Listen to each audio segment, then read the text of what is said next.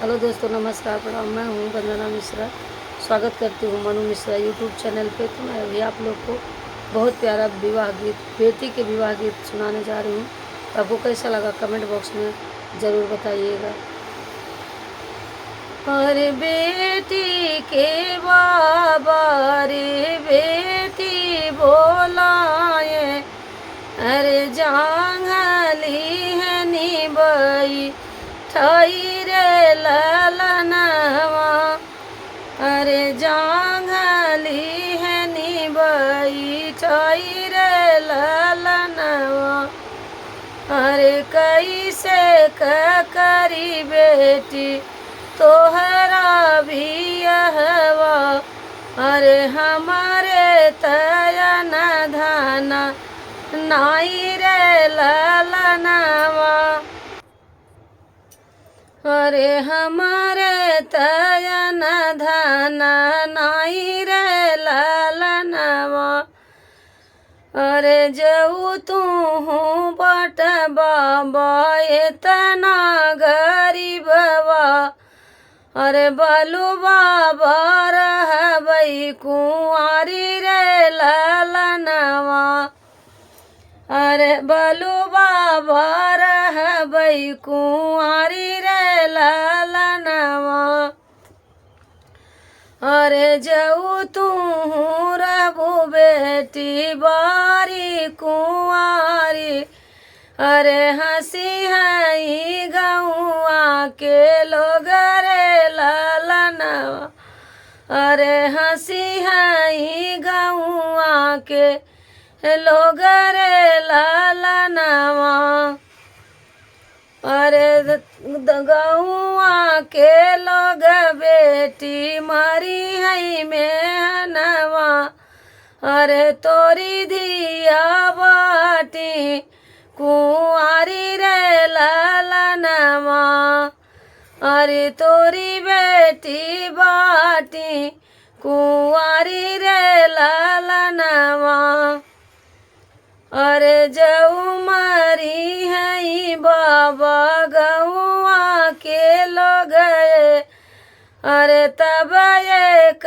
करहू पाई रे ललनवा, अरे तब एक करहू पाई रे ललनवा, अरे जहर की गठिया लियाव मोरे बाबा, अरे खाई जहर मारी जबर ललनवा, अरे खाई जहर मारी जबर ललनवा, अरे ये तनी बचन सुने बेटी के बाबा, अरे ये तनी बचन सुने बेटी के बाबा,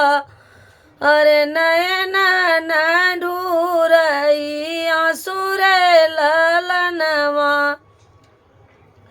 अरे नयन न ढूरई आंसू रे ललनवा, अरे बपवा गरीबवा के कारण बेटी, अरे खाती महुरवा की गाठी रे ललनवा, अरे खाती जहरवा की गाठी रे ललनवा, अरे भीतरा से निसरी हाँ बेटी हो कमनी दे, सुन पापा रज हमार रे ललनवा, अरे सुन पापा रज हमार रे ललनवा, अरे जिनी बाबा रोवऊ जिनी बाबा झंखऊ, अरे जिनी बाबा हो दुखरी रे ललनवा, अरे जिनी बाबा हो दुखरी रे ललनवा, पाँच पंडित बाबा दुआरे बलऊ भई अरे कैले भई अपना बियाह रे ललनवा अरे कैले भई अपना बियाह रे ललनवा अरे हम त उजबै बाबा अपनी नगरिया अरे हम त उजबै बाबा ओही रे नगरिया अरे जहाँ बाटे स्वामी हमारा रे ललनवा अरे जहाँ बाटे स्वामी